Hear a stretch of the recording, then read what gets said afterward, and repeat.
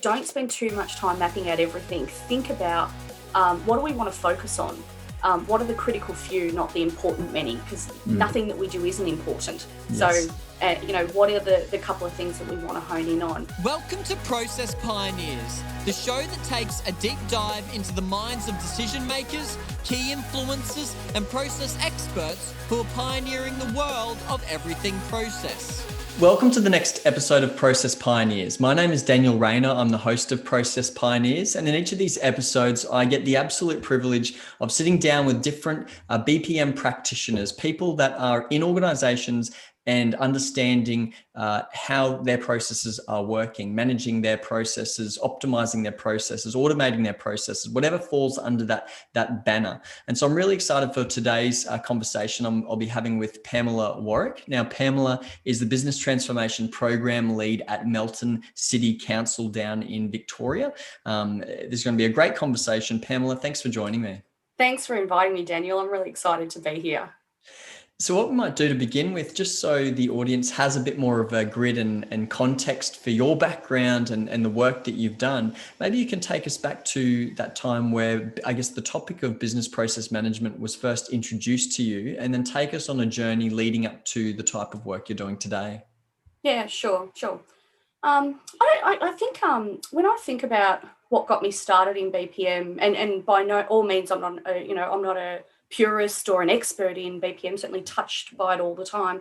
I think right back to when I first started working as a teenager, to be honest. So I had a job at McDonald's, Yes. and McDonald's is very process driven, right down to the way that you assemble the tray of food for the customer, the way you take the order, the way the register was set up. So I didn't realize that at the time as a teenager, but as I went through my career, that's really my first touch in business process automation, about really optimizing the way people work and understanding how they work and why they work in a certain way.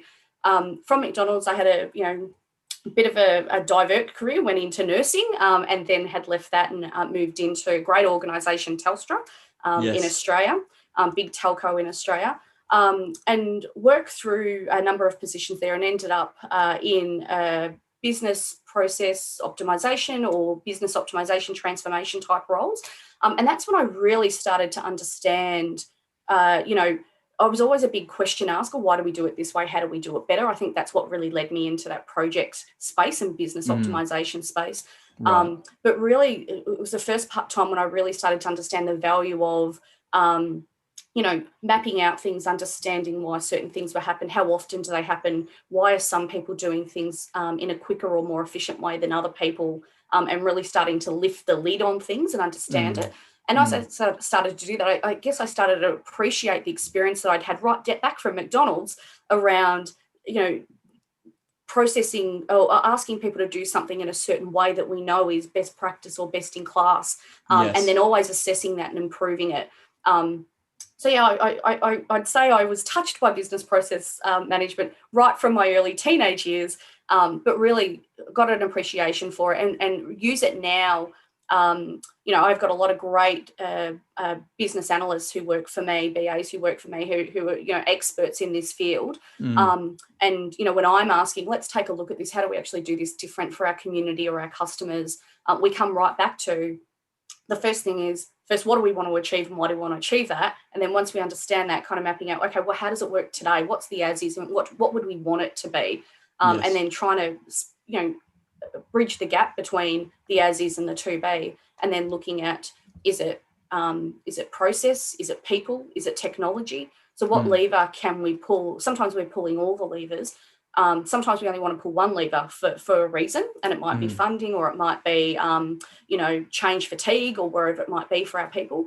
But really then starting to understand what levers do we have to pull, and then what lever would give us the biggest bang for buck, particularly in a council where, budgets can be quite tight, resourcing and project teams are quite minimal.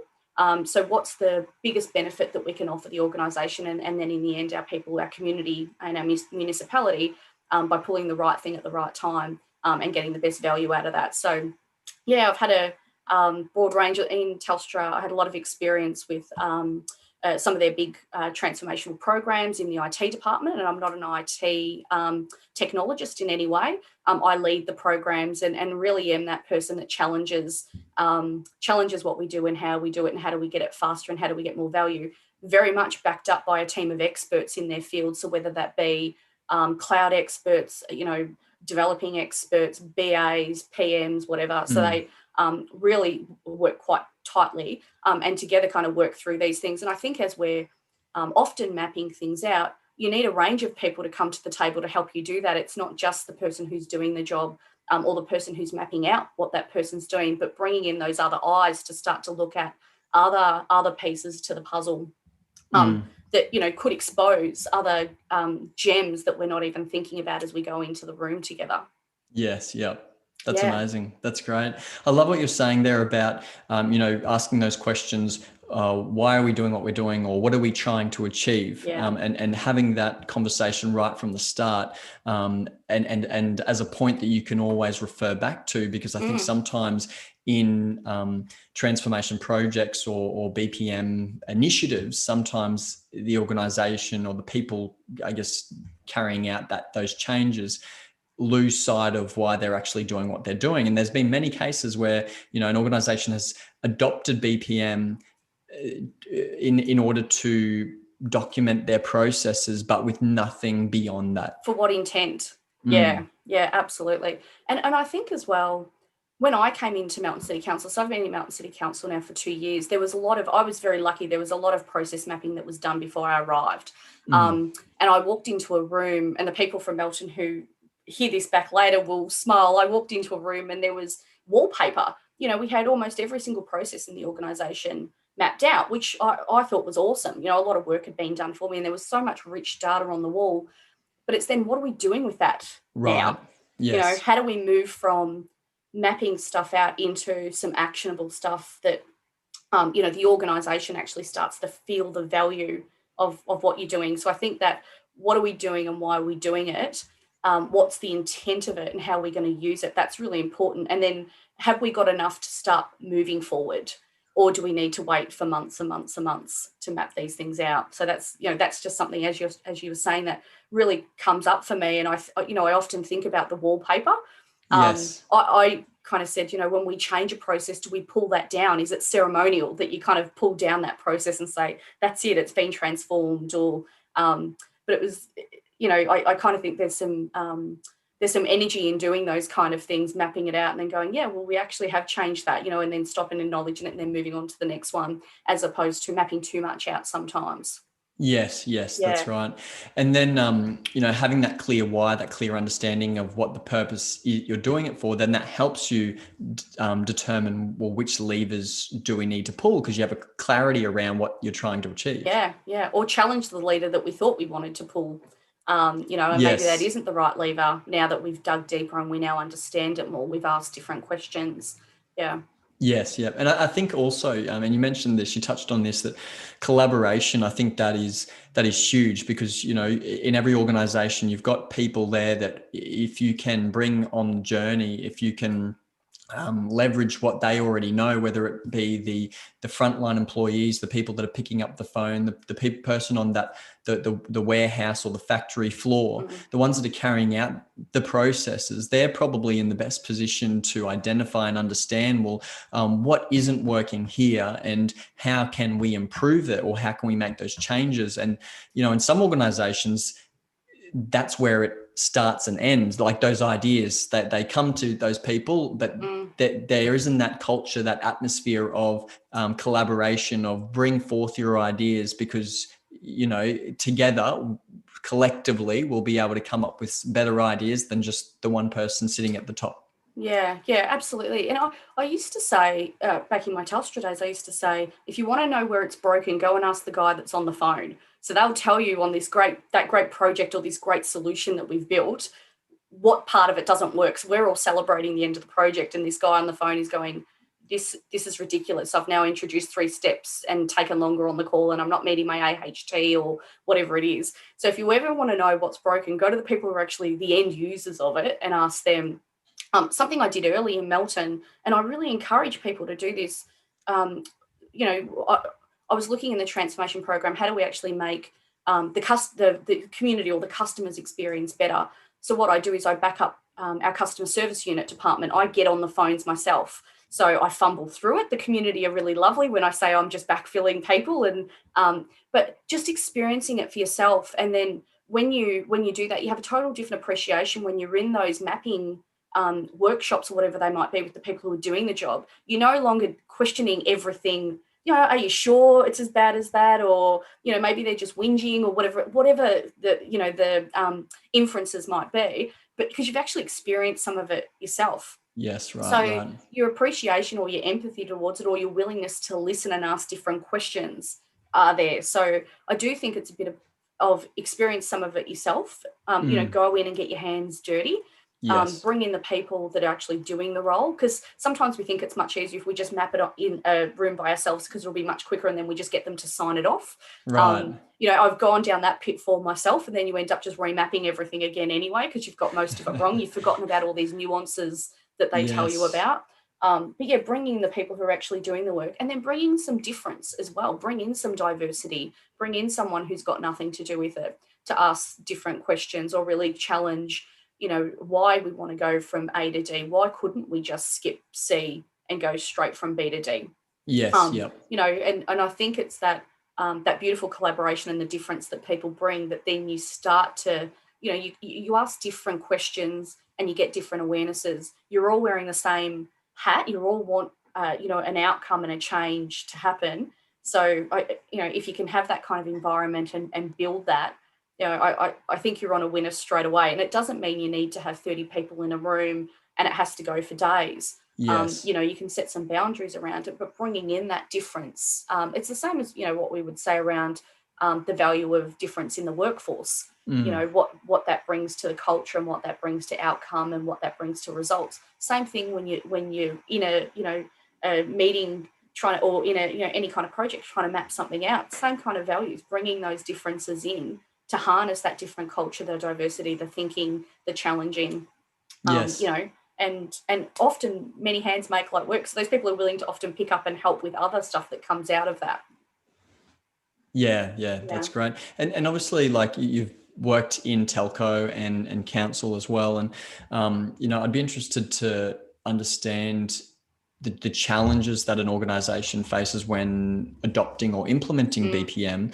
But I think what also would be interesting is, I guess, specifically to councils, and what are the challenges they're facing when adopting BPM? What are the things that they really need to be considering and thinking about when embarking on that journey? Yeah. Well, for me, it's the first thing that comes up when you ask that is, I think, in councils in particular, there's not massive budgets and not massive teams of people. So one of the challenges, or one of the kind of considerations I'd say to people is, don't spend too much time mapping out everything. Think about what do we want to focus on? What are the critical few, not the important many? Because nothing that we do isn't important. Yes. So, what are the couple of things that we want to hone in on? And then how do we bring, similar to what we were talking about before, but how do we bring the right people to ask questions to get the detail that we need? And how do we bring the right data into the room? That's one of the big challenges that we certainly have in council. We're very data rich. Yes. But how do we bring the right stuff in the room to be valuable? So then you're not swamped by data that you end up in analysis paralysis and don't move anywhere. Yes. But bring critical data into the room to actually help with some of the decisions around, we might, the process might deviate that way, but that's in a less than 1% time. Let's just leave that then. So we're not going to, get any real gains there. We'll just take that as an exception. Let's look at where the bulk of, the process happens, or the bulk of the contact, or the bulk of the waste happens. Right. Let's focus on those few. So that's, I think, for me, it would be, challenging some of those things around, are we spending too much time on this? Should we move on? Have we got the right data to make this decision? Have we got the right people? And not doing it for too long, because at the end of it, if you think about how are you actually going to get people to continue to let you do this kind of thing, is actually by delivering value. So value isn't the wallpaper on the wall. Value is the change that the organisation sees, either in the bottom line, or in the customer satisfaction results, or in the increase in service take-up. So, really moving towards that stuff and, being clear, we were talking before about what's the intent of it, but being clear about the value that it gives you. So then you can sell it and you can get the, get the executives behind it or get the leadership behind it that you need. Because it's almost, you're no longer in a question of trying to convince people that this is the right thing to do, but you're more in a conversation of why aren't we already doing this? Yes. So it really shifts that conversation away from trying to get more money or trying to get more people or trying to get more time. It's go and do it. Tell me what you need to help remove blockers for you. Yeah. So yeah, that's for me. That would be the council stuff. We've got so much data. How do we bring the right data in the room sometimes? And then using data in a really critical way, and having some if you can have some experts. And I say experts, it doesn't mean that they need to be the best of the best of the best. But I've got some BAs that work for me that they astound me. I don't know what qualifications they've all got, but they're much better at me at sorting through data quickly and then saying this is the bit that we need to focus on. Yes. So getting someone in the room that can do that for you. Yes. However you define expert, and that doesn't mean you have to have someone that costs you hundreds of thousands of dollars a year. Just getting someone who can do that quite quickly for you and understand it and help you understand why very quickly so we can move on. Yeah, that's great. Yeah. I think starting small is crucial. I think being able to prove that value, show the value that it is bringing the organization for, as you were saying, to get access to more funding, to more budget, to that executive sponsorship. And, I've heard a number of stories where there's been someone that they've implemented say some process improvement, process changes on a very small level, maybe in a small team on a specific project, and that it delivered such value to that project that the wider business unit took notice and was like, hey, why is that project performing so much better than any of our other projects? Then they adopted that, and then the department took notice, and before long that's the C-level is noticing, hey, why is this area of the business doing so well? We need to mandate this enterprise-wide. We need to adopt what's happening here. But if that person had tried to go right to the top straight from the beginning without any results, without any proof, that would have been such a mission to get anything to happen. Yeah, absolutely. And I would say as well, if you've got the opportunity, it's not always possible in projects, but if you've got the opportunity to continue to measure it to show sustainable value, that's always a killer as well. Like, people want to know that. So it wasn't just a fluke. It wasn't just the first 3 months. Yeah. So we often, certainly under my program, the business transformation program, we put in changes and announce value at the beginning and what the committed, long-term value would be. But we continue to measure that and report on it. So we can kind of say, when we say we're going to deliver something, we actually do deliver it. And we can show the sustainable value ongoing. And then those small incremental pieces actually start to add up to quite significant numbers that you're exactly right. Execs start to look at those numbers and start to kind of go, what's she doing different to the other person? How do we get more of that? How do we replicate that? And it's often those simple things of just chunking it down, being clear about what you want to go after, chunking things down, bringing the right people into the room, and then measuring it as you're ongoing. But that's the other thing for me, is like measuring it afterwards. Unfortunately, in other places, projects are over and project teams are disbanded and, we all move on to the next thing. I'm lucky that I can continue to measure the value under this program because it's a multi-year program. But that helps, that really helps being able to show that sustainable value that continues to deliver. And it doesn't mean that we don't go back to that process later on and look for more. So we've incrementally improved it. But now, for instance, we're looking at things where we've put processes online, for instance, and certainly improved the process along the ways we've done the digitisation. Now we're relooking at processes to look for things like, where in the process now can we automate it and take low value human touches out of it. So it's never you've done it and you walk away and you never need to go back again. If you've got the opportunity, there's always something, there will be something that you can tap back into. Yeah. Definitely. And do you have any examples, talking about showing proof and showing that value in BPM? Do you have any examples, whether from your Telstra days or what you're doing at the moment, where and whether it might be a micro change, a very small tweak or improvement, or whether it is more of a radical transformation or innovation? Do you have some examples of some wins where that organization has adopted BPM in whatever form that looks like, and it's delivered significant value? Yeah, I'd say they're all small ones, because like I said before, they're small and they add up. But there was many in my Telstra days. We would always be looking at how do we speed up processes. So something as simple as an unconfirmed customer address, that used to take 5 days in Telstra. And it was I think it was something like a 60% accuracy or something like that. Then we looked at the process, and we actually got it down to within 24 hours and a 94% accuracy in the end. Wow. Literally. So some real bottom line benefits. So when you talk about taking days out, those little pieces actually add up to something quite significant. If I think about something more recent here in Melton, we've been looking at, like I said before, some automation in processes as well. So we've been something as simple as, we get land titles sent over to us from the Victorian Planning Association. It comes to us in a PDF form. Somebody goes into the system and updates those pieces, really looking at, well, how do we actually speed those things up? Is that the best use of people's time, those, simple keying activities? In a number of cases, we've taken something that would take 20 hours a month down to 20 minutes a month. Wow. And so what that means is that person now moves on to, they haven't lost their job. There's more work than what we've got people. Yes. Those people are now moving on to more important work for us in the department. Yeah. And that comes to that. The beauty of the mapping for me is really about understanding the waste and therefore articulating the value. Because if you can talk about what does that mean to our people, what time does that give back to our people or our departments, what does that actually mean to the bottom line? So what are we now saving on the bottom line? And what does that now mean to our customers?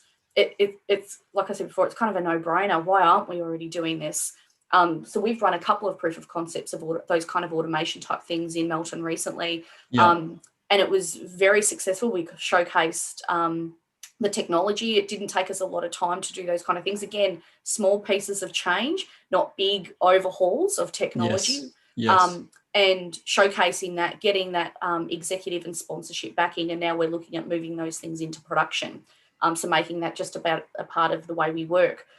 There's lots of them, across all my career. Even I looked at one stage for Telstra again, statement of works into our vendors. Why were the costs that were coming back so high? And just looking at, well, how are people filling in forms? How are they articulating what they need? Sometimes we ask for somebody with all these skills, but do we really need all those skills for the output of those projects? Right. So starting to, question, and I say map out, but it doesn't always need to be a Visio flow diagram, but really mapping out and starting to understand how are things done and why are things done a certain way, and then some minor tweaks on that. And again, for just something as simple as a statement of work change in Telstra brings significant bottom line benefits, because how many people are filling that out every day? What does that mean to then the vendor quotes? Because the vendors will absolutely quote for what we're asking for. It's our job to ask for the right things, and there's great partnerships where vendors question what you've got, what you've got in there. But with everything comes a cost. So so there's lots and lots of examples. And like I said, it can be as simple as process, document process flow, human process flow, or we do it all the time from a customer perspective, looking at how are customers using our internet, how are they actually coming into the organisation, why are they choosing certain areas, and then starting to map out the cost of those things. And also the cost of satisfaction in it as well, because I talk a lot about cost and value, but that doesn't always need to be financial either. It could be, what's the impact to our satisfaction, and how will these minor tweaks have an impact? I talk about just turning the dial slightly has a massive impact on our community. I make one change, as something as simple as putting an animal registration online, that's now the opportunity for 165,000 people in the municipality. It's not one person, it's huge. So yes. Yeah. So and in council, you talk about examples, we've got 140 processes, I think it is 140 services with processes that sit behind them. Sorry, I should say that. Right. So all the processes that sit behind those things, there's lots of opportunity there, and incremental value added up becomes quite significant value. Yeah, that's great. And I think what you're saying there about just a little bit earlier on about redeploying those resources, I think that's such an important thing, and to be able to communicate that and articulate that, because I think sometimes if any sort of transformational change is taking place, oftentimes people can think that like, well, what's going to happen to my job? What's going to happen to my role? I've been doing this for the last few years, the last 5 years, the last 10 years. What does that mean for me? And I think being able to, as you articulated then, that, we're not doing you out of a job, we're actually taking those low, mundane, boring tasks off your hands and redeploying your time to those higher level activities. And I think when you explain it like that, it's actually quite empowering and encouraging to that person, that, you're actually going to be come into work and enjoy it more than maybe they have been. So that was such a good point. Yeah, and someone like me, I get quite excited by change. So I'm not the type of person who finds change threatening. Right. But I certainly do empathise that, I'm conscious of my excitement versus them saying, this chick's going to change my world, and do I really want that? Right. And I think having those people in the room and having champions and sharing really transparently what you're doing with people, it doesn't take it away, but it certainly helps it. So, people are often wanting to complain about a process or the way we do something, and then there's a lot of hesitation to changing it later on, because it is that now. It's no longer about changing it. The process is a thing. This is now about me at the end of it. Yes. So, and I can't take that out of the conversation anymore. So, certainly in Melton, I talk a lot about there's more work than what we have people. So, moving them into more valuable work, but also supporting them when they do that. We don't expect them to flip tomorrow and know how to do whatever we want them to do. Partnering in with, the management teams or their coordinators or people in culture, and the person themselves about, what does the roadmap look like for them? How do we actually make sure that they can do what they do? We're not moving into something where they're going to fail.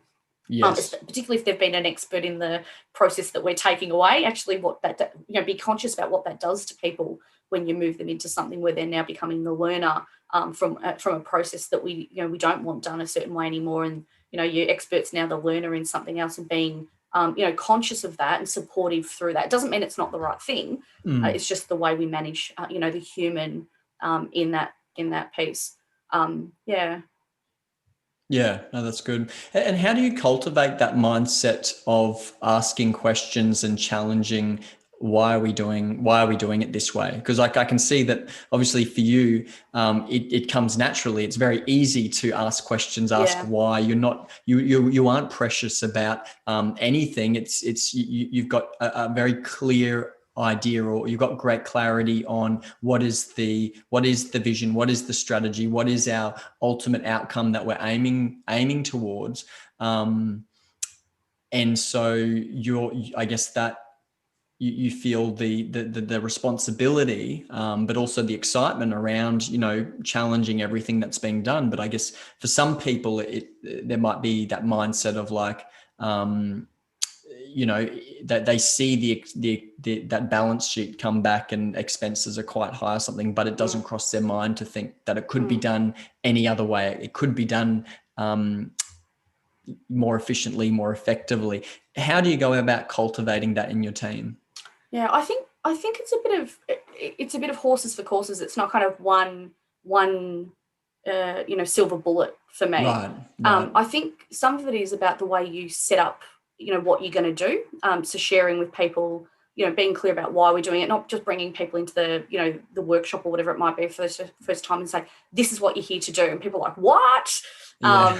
So really setting people up in, at the beginning of transformation, I worked with a really great change manager who we were inviting people to a workshop, but we put together a little video. So the invite was a video, and it kind of said, we're looking for people who are willing to, and we had, great things where people were jumping out of planes and things like that, but we're looking at people who are willing to challenge. We want experts in their fields. We want people who are able to go the extra mile, blah, blah, blah. And then at the end it said, and we heard that was you. We want you. If you want to work with us, come to the meeting.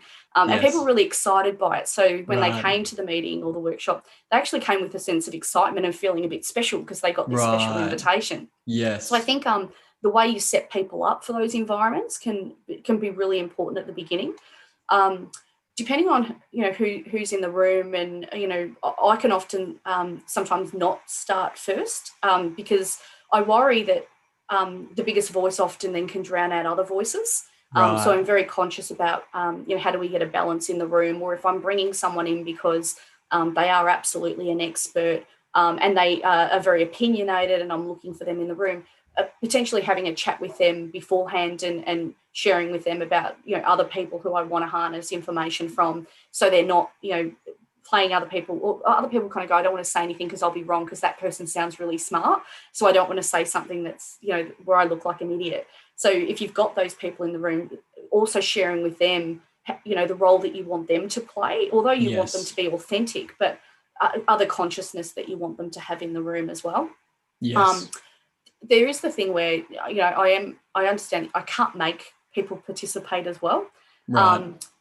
But you can ask for participation. So you can kind of say, if you were in the room, I might say, Daniel, what do you think about that? Yes. Generally people aren't going to say, I've got no opinion on that, I'm not saying anything. So you will naturally say something. And the more we get that contribution, or, acknowledging the contribution.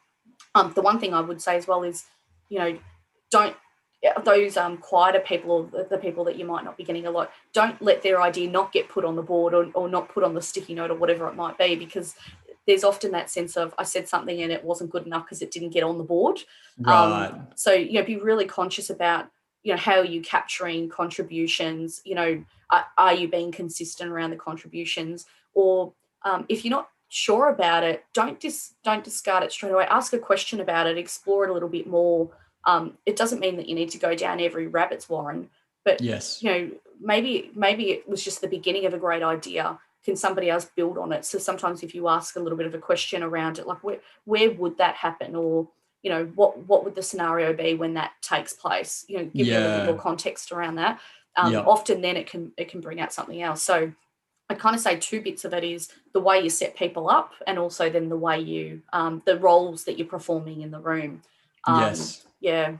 I like that. I think that's good. I've seen it done a number of different ways. One that has always stood out to me is like running those workshops and those meetings, is having a time where, not for critiquing or not for workshopping the idea, but just let's bring all of our ideas to the table. This is a safe space. We want to hear all of the ideas, no matter how crazy or wacky they are, because then we can rein it in from there. But having a dedicated space for idea creation, and then in another session, or at the back end of that session, then looking at, okay, let's now work out what's feasible, what can we actually take on, and what are our best ideas. So it feels, everyone feels like they were able to contribute initially, and then also work on the ideas that you do want to move forward with. And then loop back with people as well. So quite often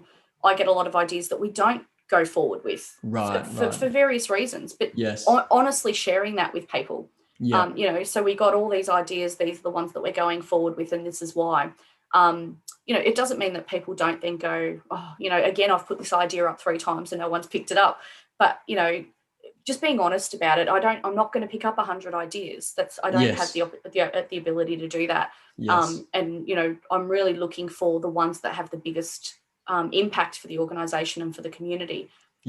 It doesn't mean that it wasn't valuable. It's just not valuable on this occasion. But we don't lose it. We've captured it, and we may come back later on, and go back to it. No, that's good.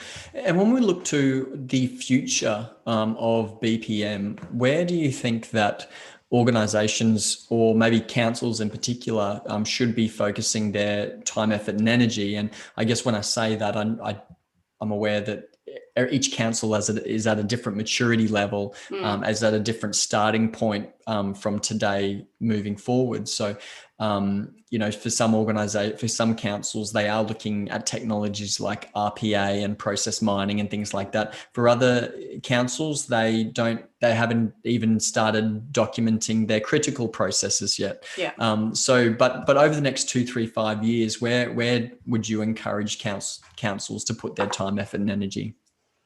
I think by default, we have to look at technology. We have to look at RPA.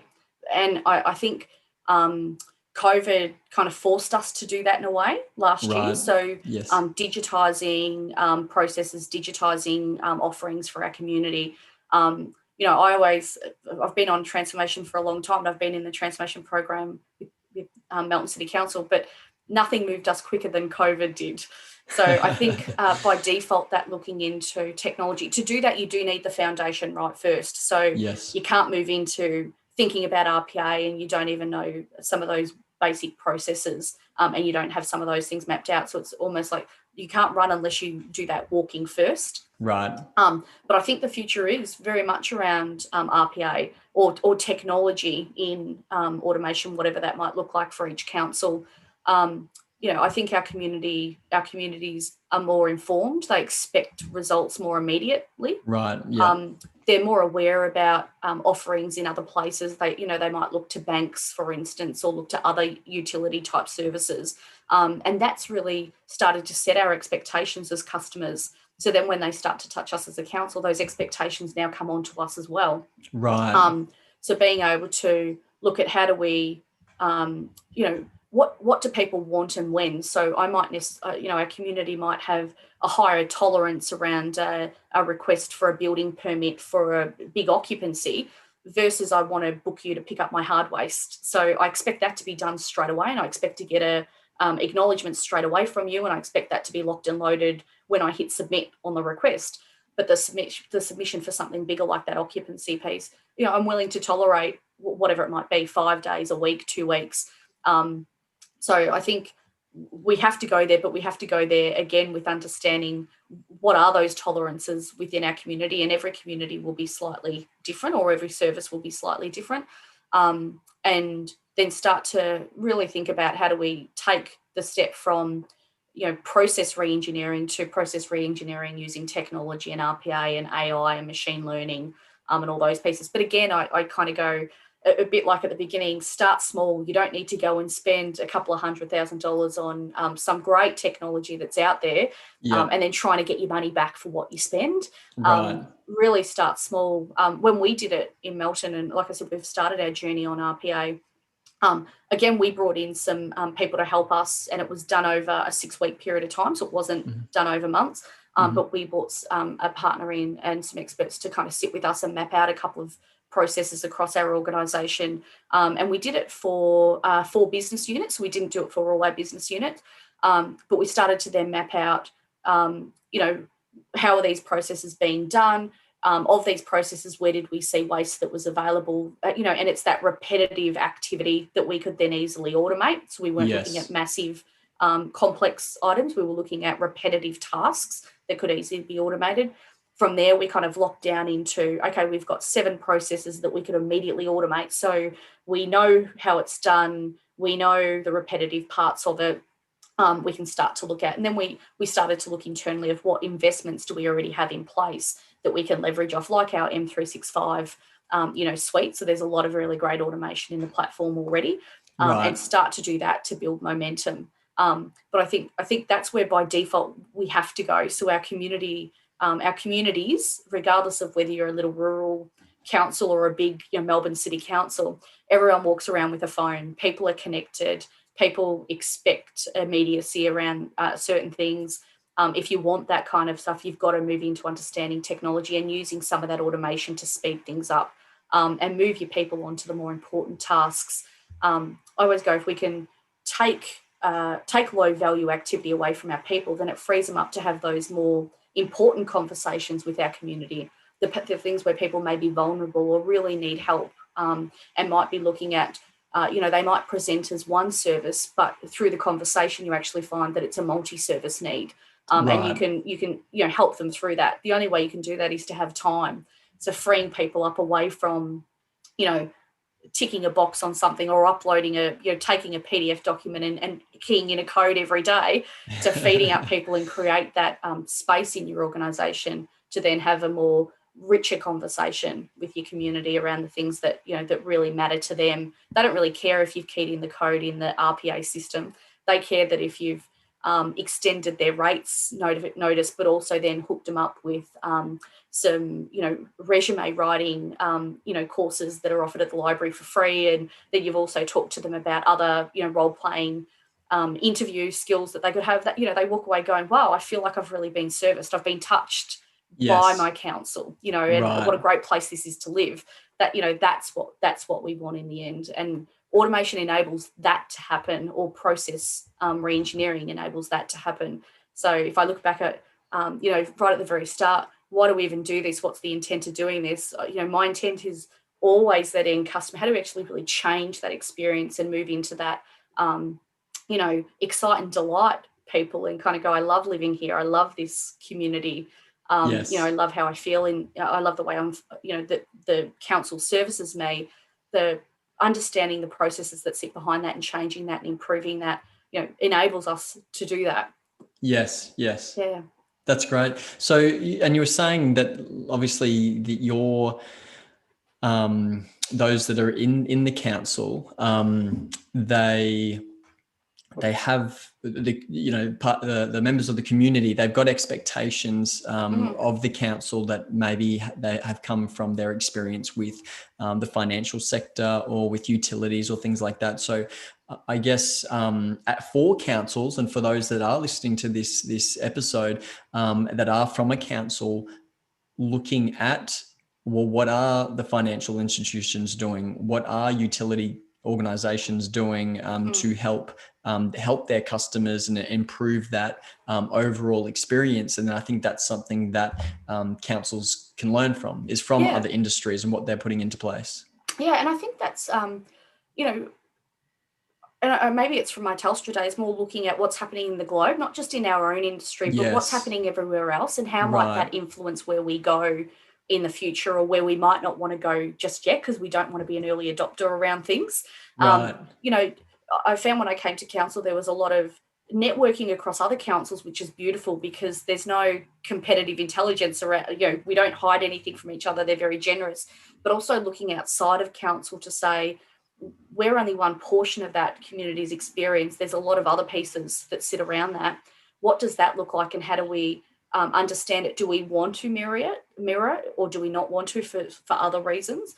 But what are those other components that make up that whole customer experience? We've got the beauty of doing that as a council, because it's not quite the same as a corporate who's selling a particular thing. I'm not selling a car and that's all I really care about, and I might care about how many people are in your family, because that might influence what size car you buy.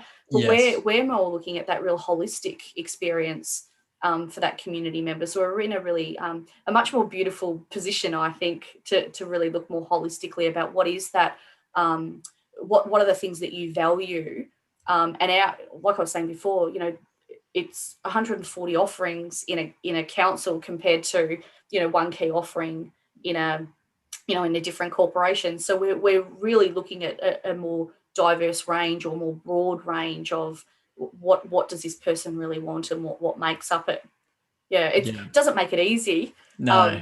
But I think in some ways it makes it a lot nicer, because you're not just driving at one thing. You get to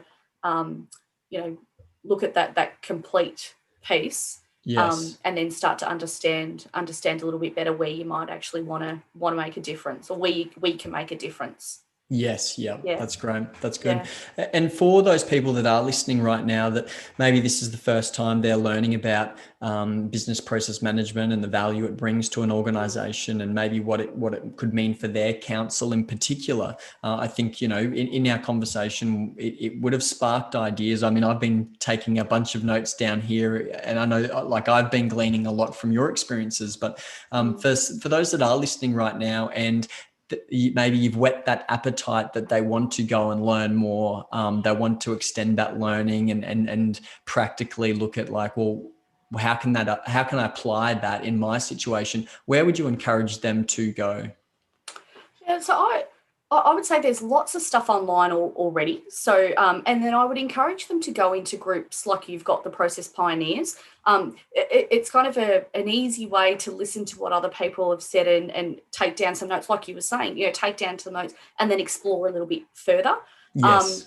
Also, so online, if you look across any organisation, there will be people who are like a business analyst or a process lead or, talking to those people. I find with experts, it doesn't matter what they're an expert in, whether it's a cloud technologist or a BA, people are very generous with their knowledge. So Right. even though they are swamped and they'll be, I've got 100 tasks and I'm going crazy, as soon as you ask something about their craft, they've got all the time in the world to share with you. And then they'll, generally be very generous about hooking you into other people, hooking you into other content, and even just stay and collaborate with you. Mm-hmm. The other thing I would say is I do look at white papers a lot, like Gartner white papers, and read through information. Generally, that then leads to something else, and that then leads to something else. I'm not shy about looping out to people I have seen in white papers or that other people have mentioned, and really just networking, even if they're not in your own organisation, just networking. And then, the only thing with networking is it takes a lot of time and effort. So keeping that connection going and look for opportunities to share back as well. That I'm really big on that. So I'd say there's lots and lots of stuff out there. I'm sure I'm not a BPM expert or, it's not my everyday piece. I sit, I'm the program lead. I've got people below that. I'm sure there's lots of courses and stuff that you could do as well. But there's lots of information and lots of data out there when you're at the beginning of the journey and you're not sure what to do. I'd certainly say look for collaborations or look for, those genuine sharing of experiences such as this forum, and then use that to kind of trigger your research from there, because you can kind of get bogged down in a lot of research, and it's the same as project management. You can kind of go, oh God, this is huge, but when you find something that you want to look at, so I just want to look at benefit realization, then that's what I'm going to hone in on. So and then you can start to pick and pack as you build up your skill. And then you'll start to broaden it by default anyway. The other thing I would say is don't be scared to just get in there and roll your sleeves up and start doing it. Because as you start to experience it, you start, your questions are different. You're connecting with different people. People will see what you're doing and then they'll start to mention somebody else, and that's how your networks start. So some of it is just about, jump in and have a crack. Yeah, absolutely. Yeah. I think you can read as much theory as you want, but when the rubber hits the road and you're starting to put those things into practice in your scenario or your circumstances, there will be different things to navigate that maybe you haven't read in a book, or even someone else hasn't experienced. Like obviously with this podcast series, I do love it when the guests talk about different experiences and stories and things like that, but there could be times where you're facing something that maybe you haven't heard, maybe it has been like encountered before, but you haven't heard of how to navigate that, and so throwing yourself in and learning on the fly sometimes is the best way to learn. Absolutely. Just be brave. Do it. People won't criticize you. I give you that guarantee. People will be happy to help you and support you. And then people who know a little bit more than you will help lead you through it as well. Yes. So, I've said a couple of times I'm not an expert, but I don't shy away from it either. I'm happy to, talk about it and share my experiences. And I think that's how you attract more people to working with you as well. Yeah. That's great. Well, Pamela, obviously, I think we've been talking for just over 45 minutes now or thereabouts, but obviously we can only scrape the surface on a number of different topics, but it's been a very valuable conversation today, especially for me, but I know that the audience is going to glean a lot from this episode. So I just want to thank you for sitting down with me and sharing your insight with us today. Thanks very much. It was a pleasure. And certainly to anyone listening, I'm more than happy for people to connect with me on LinkedIn. Happy to hook up and network and collaborate further with anyone who finds any value out of the 45 minutes we had a chat today. Yeah, that's all.